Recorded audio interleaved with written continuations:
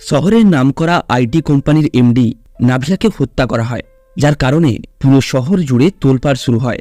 Crime investigation টিমের সদস্যরা তদন্ত শুরু করলে বেরিয়ে আসতে থাকে নাভিয়ার অতীতের একের পর এক অজানা রহস্য। এখন প্রশ্ন হলো, কে করল এই খুনটা, আর নাভিয়াকে মারার পেছনে তার আসল উদ্দেশ্য কি? ঘটনার সত্যতা জানলে আপনিও চমকে উঠবেন। সোহেল ভিউয়ারের সঙ্গে আমি অনিমেষ, আর আজকের মুভি সিড। মুভি শুরু হয় এবং দেখানো হয় কয়েকজন পুলিশ অফিসার একজন ক্রিমিনালকে তাড়া করছে। ওই ব্যক্তি কোনো রকমে পুলিশকে আহত করে সেখান থেকে পালাতে শুরু করে। ঠিক তখনই এসিপি পার্থ পেছন থেকে ওই আসামির পায়ে গুলি করে, ফলে ওই আসামি সেখানেই পড়ে যায়। এরপর পার্থ ওই ব্যক্তির মাথায় গুলি করে তাকে সেখানেই মেরে ফেলে। এখান থেকে সিন শিফট হয় 14ই ফেব্রুয়ারি বিকেল 6:10 এক ব্যক্তি অটো থেকে নেমে একটা ঘরে প্রবেশ করে। সেখানে একটা মেয়ে বিছানায় অচেতন অবস্থায় পড়েছিল। ওই ব্যক্তি বন্দুকে সাইলেন্সার লাগিয়ে মেয়েটিকে গুলি করে এবং বাড়ি থেকে বেরিয়ে পুনরায় অটোতে উঠে সেখান থেকে চলে যায়।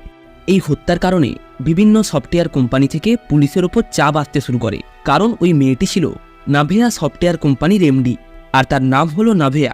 ডিসিপি রামকৃষ্ণ কেসটি পার্থকে হ্যান্ডওভার করে এবং এই কেসটি যাতে তাড়াতাড়ি সমাধান হয় সেই কারণে পার্থকে একটা স্পেশাল টিম দেওয়া হয়, যে টিমে সাইবার সেল থেকে ছিল Kiran, forensic specialist Das, martial art expert Dipti এবং ইন্টেলিজেন্স ডিপার্টমেন্ট থেকে ঋষি।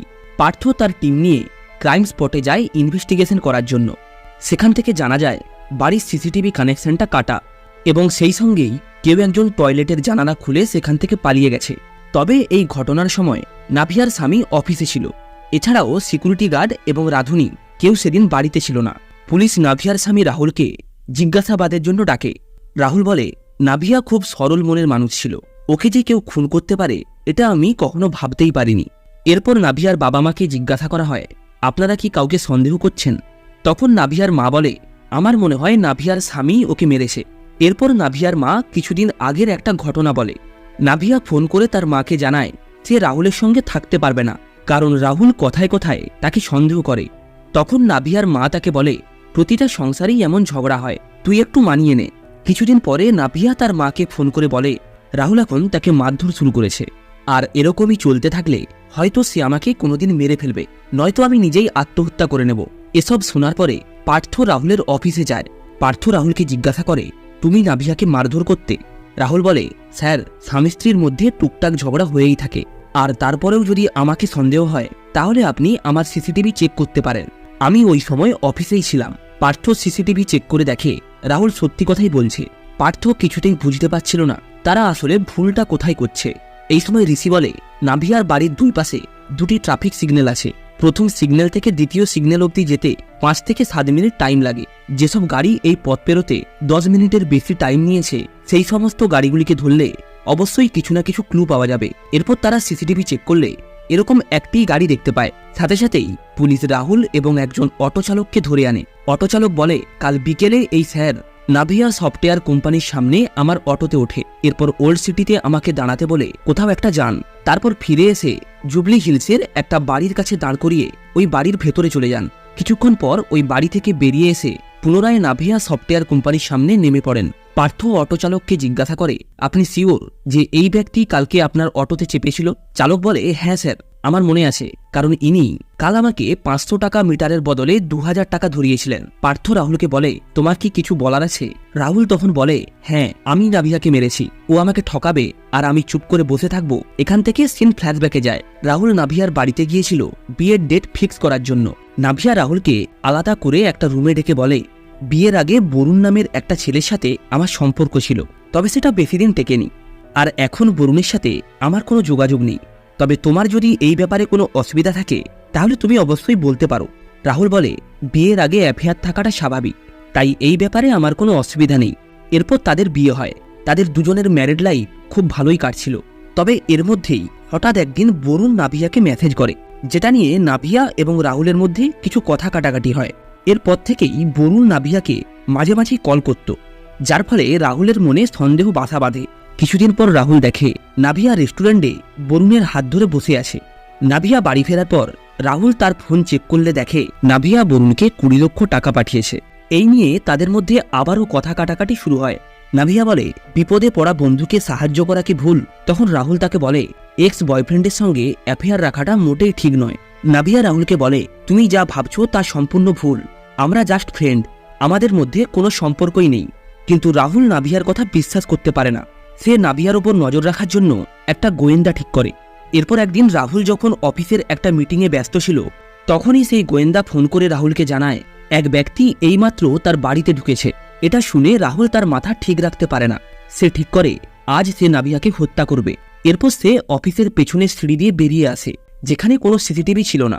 এবারে সে অফিসের সামনে থেকে একটা অটো ধরে ওল্ড সিটিতে যায় এবং সেখানে একটা লোকের কাছ থেকে একটা বন্দুক নেয়। বন্দুক নেওয়ার পর সে অটো ধরে জুবলি হিলসে নিজের বাড়ির সামনে অটো দাঁড় করিয়ে ঘরের ভেতরে গিয়ে নিজের স্ত্রীকে হত্যা করে। তারপর আবার অটোতে চেপে নিজের অফিসে ফিরে আসে। এরপর সিন বর্তমানে ফিরে আসে। রাহুল যেহেতু তার অপরাধ স্বীকার করেছে, তাই তার নামে একটা চার্জশিট ফাইল করা হয়। তবে পরের দিন রাহুলকে কোর্টে নিয়ে যাওয়ার সময় রীতি এসে পার্থকে বলে রাহুল নাভিয়াকে খুন করেনি এবং সে পার্থের হাতে পোস্টমর্টম রিপোর্টটি দেয়, যেখানে লেখা ছিল শ্বাসকষ্টের কারণে নাভিয়ার মৃত্যু হয়েছে। আর তার মৃত্যু হয়েছিল বিকেল 5টার সময়, অর্থাৎ রাহুল যখন তাকে গুলি করে মারে তার আগেই সে মারা গিয়েছিল। তাই পার্থরা পুনরায় এই কেসটির তদন্ত শুরু করে। তবে তারা রাহুলকে ছেড়ে দেয় না, কারণ সেও নাভিয়াকে মারার জন্যই গিয়েছিল। এরপর পুলিশ নাভিয়ার এক্স বয়ফ্রেন্ড বরুণের বাড়িতে যায় জিজ্ঞাসাবাদ করার জন্য। বরুণ বলে তার পেটে স্টোন পড়েছিল, তাই তার সার্জারির জন্য সে 14 তারিখে হসপিটালে ভর্তি ছিল। তখন পার্থ বলে, কিন্তু তুমি তো 14 তারিখে দুপুর 2টোর সময় নাভিয়াকে কল করেছিলে। তখন বরুণ বলে, হ্যাঁ করেছিলাম, কারণ আমার ব্যাংকের লোন রিজেক্ট হয়ে গিয়েছিল, তাই টাকা ফেরত দিতে দেরি হবে, এটাই বলার জন্য ফোন করেছিলাম। এরপর পার্থ বরুণের মেডিকেল ডকুমেন্টস চেক করে। অন্যদিকে কিরণও পার্থকে কনফার্ম করে বরুণ 14 তারিখে দুপুর 3টের সময় হসপিটালে ভর্তি হয়েছিল এবং তার সার্জারি হয় সেদিন রাতে, আর আজ সকালেই তাকে ছাড়া হয়েছে। সব ডিটেলস ঠিক থাকায় পার্থ বরুণকে রেস্ট নিতে বলে সেখান থেকে চলে যায়। এরপর পুলিশ রাহুলের ভাড়া করা সেই গোয়েন্দার কাছে যায়। সেই গোয়েন্দা পার্থকে ওই ব্যক্তির ছবি দেখায় যে 14 তারিখে নাভিয়ার বাড়িতে এসেছিল, আর ওই ছবিটা ছিল নাভিয়ার এক্স বয়ফ্রেন্ড বরুণের। পার্থ বুঝতে পারে বরুণও রাহুলের মতোই তাদের সাথে গেম খেলছে। এরপর তারা পুনরায় বরুণের কাছে যায় এবং তাকে হেফাজতে নেয়। বরুণ বলে, কলেজ টাইম থেকেই আমি আর নাভিয়া একে অপরকে খুব ভালোবাসতাম, আমরা খুব তাড়াতাড়ি বিয়েও করতাম। এরপর একদিন আমরা দুজন লং ড্রাইভে একটা রিসোর্টে যাই। সেখানে আমি নাভিয়ার ক্লোজ হওয়ার চেষ্টা করি, কিন্তু নাভিয়া আমাকে বাধা দিয়ে বলে এসব বিয়ের পরেই করব। কিন্তু আমি তারপরেও জোর করলে সে রেগে আমার সাথে ব্রেকআপ করে সেখান থেকে চলে আসে।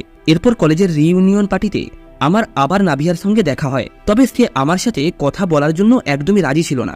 তাই আমি নাভিয়ার কাছে নিজের ভুল স্বীকার করে ক্ষমা চাইলে সে আমাকে ক্ষমা করে দেয়। এরপর একদিন রাতে আমি নাভিয়াকে গুড নাইট মেসেজ করি। নাভিয়া পরের দিন সকালে আমাকে ফোন করে বলে যদি কখনো দরকার পড়ে সরাসরি ফোন করবে, এরকমভাবে গুড নাইট লেখার কোনো দরকার নেই, এই কারণে আমার স্বামী আমাকে সন্দেহ করবে। দুদিন পর আমি নাভিয়াকে আবারও কল করে একটা কফি শপে দেখা করার জন্য ডাকি, কিন্তু নাভিয়া সেখানে আসতে চাইছিল না। তবে আমি অনুরোধ করায় নাভিয়া আমার সাথে দেখা করতে আসে। আসলে বিজনেস পারপাসে আমার 50 লাখ টাকা দরকার ছিল। আমি কোনো মতে 30 লাখ টাকা জোগাড় করলেও 20 লাখ টাকা জোগাড় করতে পারিনি। তবে নাভিয়া এতটাই বড় মনের মানুষ ছিল যে তাকে একবার 20 লাখ টাকা চাওয়া মাত্রই সে সাথে সাথেই আমার অ্যাকাউন্টে ওই টাকা পাঠিয়ে দেয়। এই কারণেই আমি তার হাত ধরে তাকে ধন্যবাদ জানাই। কিছুদিন পর আমি নাভিয়াকে আবারও ফোন করি, কারণ আমার ব্যাংক লোন রিজেক্ট হয়ে গিয়েছিল, তাই একজন গ্যারেন্টারের দরকার ছিল। আমি নাভিয়াকে বলি আমার গ্যারেন্টার হতে, কিন্তু নাভিয়া বলে এমনিতেই তোমার জন্য আমার স্বামীর সাথে আমার ঝগড়া হচ্ছে, তুমি আমাকে মুক্তি দাও, আমি কোনো সই করতে পারবো না। এবং এটা বলেই সে ফোনটা কেটে দেয়। তারপর আমি নাভিয়াকে আরও কয়েকবার ফোন করি, কিন্তু সে আমার ফোনটি বারবার কেটে দিচ্ছিল। তখন আমার খুব রাগ হয় এবং আমি ঠিক করি আজ আমি সই নিয়েই ছাড়বো, তার জন্য যদি নাভিয়াকে মারতে হয় তাতেও পিছুপা হব না। এরপর আমি ওই দিন 3টার সময় হসপিটালে ভর্তি হই এবং বাড়ি থেকে টাকা আনার নাম করে নাভিয়ার কাছে আসি। তবে নাভিয়া কিছুতেই গ্যারেন্টার ফর্মে সই করতে রাজি হচ্ছিল না। আমি নাভিয়াকে বলি আমার প্ল্যান 1 কোটি টাকা নেওয়ার, আর তুই শুধুমাত্র 20 লাখ টাকাতেই শেষ করতে চাইছিস। তোর সম্পত্তির জন্যই রিইউনিয়ন করে তোর সঙ্গে বন্ধুত্ব করি। আজ তুই সই না করলে তোকে মেরে হলেও তোর আঙুলের ছাপ নিয়ে যাব। এই বলে আমি নাভিয়ার গলা চেপে ধরি, কিন্তু তখনই হঠাৎ করেই দরজায় কলিং বেল বেজে ওঠে। আমি নাভিয়ার গলা ছেড়ে তাকে একটা ভিডিও দেখাই। ওই ভিডিওটা আমি সেদিন রিসোর্টে যখন নাভিয়া জামা চেঞ্জ করেছিল তখন তুলেছিলাম। নাভিয়াকে আমি বলি যেই এসে থাকুক না কেন তুই তাকে ম্যানেজ কর, না হলে এই ভিডিওটি পোস্ট হয়ে যাবে। এটা বলেই আমি টয়লেটের ভেতরে ঢুকে যাই। এর কিছুক্ষণ পর নাভিয়া হঠাৎ করেই বরুণ বলে চিল্লে ওঠে। আমি ভয় পেয়ে টয়লেটের দরজা খোলার চেষ্টা করি, তবে কেউ বাইরে থেকে টয়লেটের দরজাটাকে লাগিয়ে দিয়েছিল। তখন আমি উপায় না পেয়ে টয়লেটের জানালা স্ক্রু খুলে সেখান থেকে বেরিয়ে আসি। এরপর পুনরায় বাড়ির ভেতরে ঢুকে দেখি বাড়ির ভেতরে কেউ নেই। আমি নাভিয়ার রুমে গেলে দেখি নাভিয়া অচৈতন্য অবস্থায় বিছানার ওপর পড়ে আছে। তার পালস চেক করে বুঝতে পারি নাভিয়া আর বেঁচে নেই। আমি ভয়ে তৎক্ষণাৎ সেখান থেকে পালিয়ে যাই। বরুণ পার্থকে বলে, বিশ্বাস করুন, আমি ওকে মারার জন্য ভয় দেখাচ্ছিলাম, কিন্তু আমি ওকে খুন করিনি। এরপর নাভিয়ার গলা থেকে পাওয়া ফিঙ্গারপ্রিন্টের সঙ্গে বরুণের বাঁ হাতের ফিঙ্গারপ্রিন্ট ম্যাচ হয়, কিন্তু ডান হাতের ফিঙ্গারপ্রিন্ট ম্যাচ হয় না। কিরণ বলে, আরেকটি ফিঙ্গারপ্রিন্ট সম্ভবত একটা মেয়ের ফিঙ্গারপ্রিন্ট। এরপর পুলিশ নাভিয়ার মেড এবং দুধওয়ালির ফিঙ্গারপ্রিন্ট চেক করলে তাদের ফিঙ্গারপ্রিন্ট নাভিয়ার গলার ফিঙ্গারপ্রিন্টের সাথে ম্যাচ করে না। এরপর ঋষি পার্থকে বলে, স্যার, হত্যার দিন নাভিয়ার বাবা মা ভারাঙ্গাল থেকে হায়দ্রাবাদ মাত্র 30 মিনিটে কিভাবে পৌঁছায়? এটা তো কোনোভাবেই সম্ভব নয়। ঋষির কথায় যুক্তি থাকায় পার্থ এবং ঋষি দুজন মিলে ভারাঙ্গাল যায় নাভিয়ার বাবা মার সাথে কথা বলার জন্য। পার্থ নাভিয়ার বাবাকে জিজ্ঞাসা করে, আপনাদেরকে 7:30টার সময় ফোন করে নাভিয়ার মৃত্যুর খবর দেওয়া হয়েছিল, কিন্তু আপনারা কেবলমাত্র 30 মিনিট অর্থাৎ 8টার মধ্যে কিভাবে ওখানে পৌঁছালেন? নাভিয়ার মা বলে, নাভিয়া আগের দিনই আমাদেরকে ফোন করে বলেছিল যে তার সাথে রাহুলের ঝামেলা হয়েছে, তাই আমরা যেন খুব তাড়াতাড়ি তাকে ওখান থেকে নিয়ে আসি। এই কারণেই আমরা পরের দিন সকালবেলায় হায়দ্রাবাদ আসার জন্য বেরিয়ে পড়ি। সেই সময় পথে পুলিশ আমাদেরকে ফোন করে এই দুঃসংবাদটা জানায়, তাই আমরা 30 মিনিটের মধ্যেই এখানে পৌঁছে গিয়েছিলাম। এই সময় ঋষি সেখানে নাভিয়ার বাবা মার একটা ছবি দেখে, যেটা ছিল তাদের বিয়ের ছবি। তবে ছবিতে থাকা ডেট অনুযায়ী তাদের বিয়ে হয়েছে 22 বছর, কিন্তু রিপোর্টে উল্লেখ ছিল নাভিয়ার বয়স 24। তাহলে এনারা নাভিয়ার বাবা মা কি করে হতে পারে? এরপর নাভিয়ার বাবা মাকে থানায় নিয়ে যাওয়া হয়। নাভিয়ার মায়ের ফিঙ্গারপ্রিন্ট চেক করলে সেটি নাভিয়ার গলায় পাওয়া ফিঙ্গারপ্রিন্টের সঙ্গে ম্যাচ করে। তখন পার্থ তাকে বলে, এবার বলুন, কেন আপনি আপনার মেয়েকে মেরেছেন? তখন নাভিয়ার বাবা বলে, আমরা আসলে ওর আসল মা বাবা নয়। ও যখন অনেক ছোট ছিল তখনই ওর মা বাবা একটা কার অ্যাক্সিডেন্টে মারা যায়। মারা যাওয়ার আগে তারা তাদের পুরো সম্পত্তি নাভিয়ার নামে করে দেয়। অর্থাৎ নাভিয়ার বিয়ের পর তার অর্ধেক সম্পত্তি পাবে তার স্বামী এবং বাকি অর্ধেক সম্পত্তি তারা পাবে যারা তাকে ছোট থেকে দেখাশোনা করেছে। তবে বিয়ের আগেই যদি নাভিয়া কোনোরকমভাবে মারা যায় তাহলে তার পুরো সম্পত্তি ট্রাস্টে চলে যাবে। আমরা নাভিয়াকে ভালো করে দেখাশোনা করে তাকে উচ্চ শিক্ষা দিয়ে ভালো একটা ছেলের সাথে বিয়ে দেই, কিন্তু এত কিছুর পরেও নাভিয়ার সই ছাড়া আমরা তার সম্পত্তি পেতাম না। আমরা অনেকবার তাকে সম্পত্তিতে সই করে দিতে বলি, কিন্তু প্রতিবারেই কোনো না কোনো বাহানা দিয়ে সে এটা এড়িয়ে যেত। আমরা 14 তারিখ নাভিয়ার কাছে গিয়েছিলাম উইলে সই করানোর জন্য, কিন্তু নাভিয়া বলে, আমার সিচুয়েশন এখন অনেক খারাপ, এখন তোমরা চলে যাও, আমি পরে তোমাদেরকে ডাকবো। তখন আমি নাভিয়াকে বলি, উইলে সাইন করে দাও, আমরা এখনই চলে যাব। নাভিয়া তখন বলে, আমি এখানে মরার মুখে দাঁড়িয়ে আছি আর তোমরা সম্পত্তিতে সই করাতে এসেছো, তোমরা আমার সত্যিকারের বাবা মা তো? নাভিয়ার বাবা বলে, কিসের বাবা মা? তোর বাবা মা তো ছোটবেলাতেই মারা গেছে, আমরা শুধু সম্পত্তির লোভে তোকে লালন পালন করেছি, এখন তুই আর কথা না বাড়িয়ে সইটা করে দে। নাভিয়া তখন বলে, তোমরা আমাকে মেয়ে ভাবনি তো কি হয়েছে, আমি সর্বদাই তোমাদেরকে আমার বাবা মা ভেবেছি। এইটা বলে সে সই করে দেয়। তবে সই করার পর নাভিয়ার মা তার গলা চেপে ধরে। নাভিয়া বাঁচার জন্য বাথরুমের দিকে তাকিয়ে বরুণ বলে চিৎকার করে। নাভিয়ার বাবা বুঝতে পারে বাথরুমে নিশ্চয়ই কেউ লুকিয়ে আছে, তাই সে দ্রুত গিয়ে বাথরুমের দরজাটা বাইরে থেকে লক করে দেয়। এই সময় নাভিয়া তার মাকে ধাক্কা দিয়ে ওপরে চলে যায় এবং পুলিশকে ফোন লাগিয়ে সাহায্যের জন্য আসতে বলে। তবে তখনই নাভিয়ার বাবা ওপরে চলে আসে এবং তার হাত থেকে ফোনটা কাড়িয়ে মাটিতে ফেলে দেয়। নাভিয়া ভয়ে রুমের ভেতরে চলে যায়। তবে তার বাবা মা তার গলায় একটা কাপড় জড়িয়ে দেয় এবং তাকে সিলিং ফ্যানের সাথে বেঁধে ঝুলিয়ে দেয়। তখনই নাভিয়ার বাবা মা লক্ষ্য করে বাইরে একটা পুলিশের গাড়ি আসছে। তারা ভয়ে নাভিয়াকে ওই অবস্থাতে ঘরের মধ্যে ফেলে রেখে পেছনে দরজা দিয়ে বেরিয়ে যায়। ঋষি এসে পার্থকে বলে, স্যার, আমি প্রতিবেশীদের সাথে কথা বলে জানতে পেরেছি এরাই সম্পত্তির লোভে নাভিয়ার আসল বাবা মাকে মেরে ফেলেছে। ঋষি এরপর তার গার্লফ্রেন্ড কীর্তির সাথে দেখা করতে যায়। কীর্তি ঋষিকে একটা রিহেব সেন্টারে নিয়ে যায়, যেখানে ধর্ষিত মেয়েদের চিকিৎসা করা হতো। এই রিহেব সেন্টারটা চালাতো নাভিয়া। সে সোশ্যাল ওয়ার্ক করার জন্য সরকারের কাছ থেকে পুরস্কারও পেয়েছিল। আর এমন একটা ভালো মানুষকে যারা এমনভাবে হত্যা করেছে তাদের শাস্তি হওয়া অবশ্যই দরকার। কীর্তি বলে, নাভিয়ার হত্যার আগে সে পুলিশ স্টেশনে একজনের নামে কমপ্লেন করেছিল। আমার মনে হয় ওই কমপ্লেন এবং হত্যার মধ্যে কোনো সংযোগ রয়েছে। ঋষি এরপর পুলিশের কন্ট্রোল রুমে যায় এবং সেখানে এক অফিসারকে জিজ্ঞাসা করে 14 তারিখ বিকেল 4টা থেকে 5টার মধ্যে কোনো মেয়ে 100 ডায়ালে ফোন করেছিল। তখন অফিসারটি জানায় 14 তারিখে একটা মেয়ের ফোন এসেছিল, তবে আমি অনেকবার তার সঙ্গে কথা বলার চেষ্টা করলেও তার সাড়া পাইনি এবং এরপরেই ফোনটা কেটে যায়। আমি তৎক্ষণাৎ জুবলি হিলস পুলিশ স্টেশনে খবরটা জানিয়ে দেই। ঋষি এরপর জুবলি হিলস পুলিশ স্টেশনে যায়। সেখানে অফিসার বলে ওই দিন একটা মেয়ের ফোন এসেছিল, তবে তখন ডিউটিতে কোনো অফিসার ছিল না। আমি ইনচার্জ অফিসারকে খবরটা জানিয়ে দেই। তিনি বলেন থানায় প্রথম যে অফিসার আসবে তাকে ওই স্পটে পাঠিয়ে দিতে। তবে অফিসার যখন স্পটে যায় তখন মেয়েটি মারা গিয়েছিল। ঋষি এরপর এয়ারটক অফিসে যায় ওই কলের ডিটেলস নেওয়ার জন্য, কিন্তু এয়ারটকের এমপ্লয় জানায় ওই কলের ডিটেলস ডিলিট হয়ে গেছে আর এর অ্যাক্সেস একমাত্র ম্যানেজারের কাছেই আছে। ঋষি ম্যানেজারের বাড়ির অ্যাড্রেস নিয়ে তার সাথে দেখা করার জন্য বেরিয়ে পড়ে, তবে রাস্তায় কিছু গুন্ডা তার উপর আক্রমণ করে দেয়। এতগুলো গুন্ডার সাথে ঋষি একা পেরে উঠছিল না। এই সময় একজন তাকে প্রায় মেরেই ফেলছিল। ঠিক তখনই সেখানে পার্থ চলে আসে এবং ওই গুন্ডাগুলোকে মেরে ঋষিকে বাঁচিয়ে নেয়। পার্থ ঋষিকে বলে যারা নাভিয়াকে মারার চেষ্টা করেছিল তারা সবাই এখন জেলের মধ্যে, তুমি তাহলে এখন কাকে খুঁজতে চাইছো? ঋষি বলে যদি সবাই জেলের ভিতরে থাকতো তাহলে আমার উপর আক্রমণ হলো কেন? ঋষির কথায় যুক্তি থাকায় পার্থ তাকে ইনভেস্টিগেশন চালিয়ে যেতে বলে। এরপর ঋষি যখন এয়ারটকের ম্যানেজারের বাড়িতে যায় তখন সে দেখে ম্যানেজার মৃত অবস্থায় পড়ে রয়েছে এবং তার ডেস্কে একটা সুসাইড নোট লেখা আছে। ঋষি এরপর সেই গুন্ডাগুলোকে অ্যারেস্ট করে যারা তাকে মারার জন্য এসেছিল। পরের দিন সকালে পার্থ এসে বলে সবাইকে গাড়িতে তোলো, কোর্টে নিয়ে যাওয়ার সময় হয়ে গেছে। তখন ঋষি বলে সবাইকে গাড়িতে তোলার দরকার নেই, শুধু আপনাকে তুললেই হবে। পার্থ বলে এসব ভুলভাল বকছো।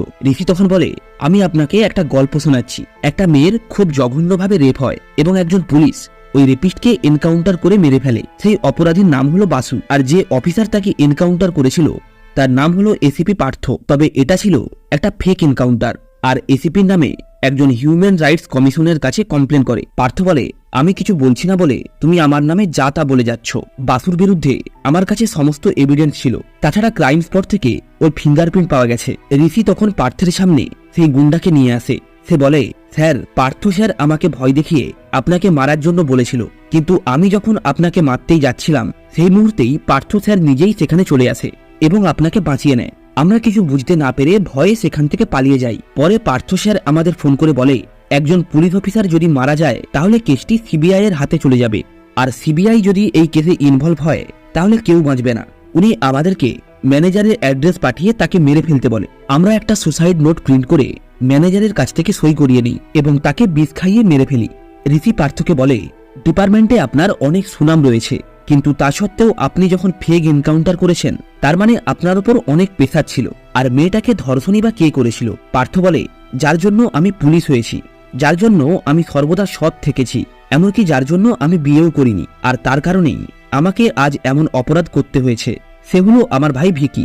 এখান থেকে সিন ফ্ল্যাশব্যাকে যায়। ভিকি নেশার ঘুরে গাড়ি চালিয়ে আসছিল, তখনই তার সামনে বাসু এবং আরেকটি মেয়ে চলে আসে।